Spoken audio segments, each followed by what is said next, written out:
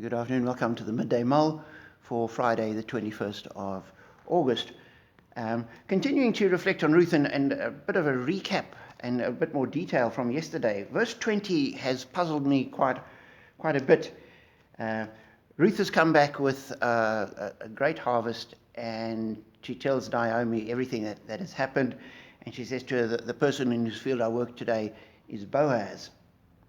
And verse 20 then, "The Lord bless him," Naomi said to her daughter-in-law.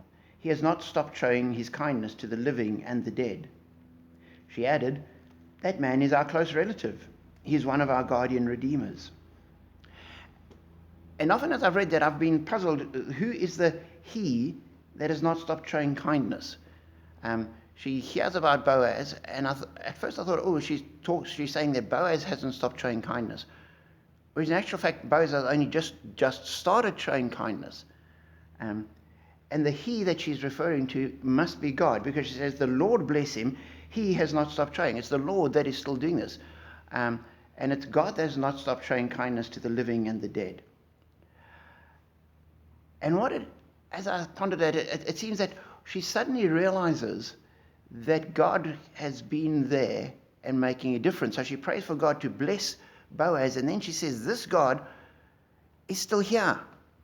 And she'd come back from Moab and said to people, "Call me Mara, the Lord has made my life miserable, I've got nothing." And now she suddenly realizes that he's not stopped showing his kindness to the living and the dead.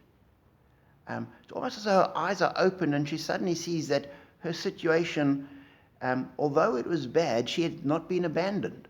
God was still there with her, because he's not stopped showing kindness.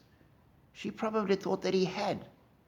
And now suddenly her perspective changes, and she knows that God, although her situation was dire and terrible and didn't make sense to her, God was still there, and his blessing, his kindness, his presence, his involvement in her life was constant.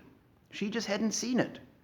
And so she can say, he's not stopped showing his kindness to the living, that's to us, and the dead, to my deceased husband and sons, whose name he upholds.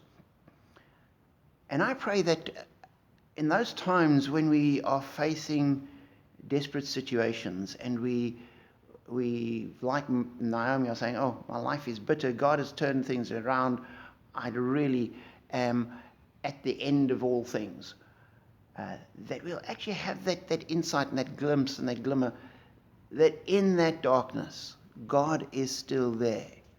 In the midst of the valley of the shadow of death, the Good Shepherd is still with us.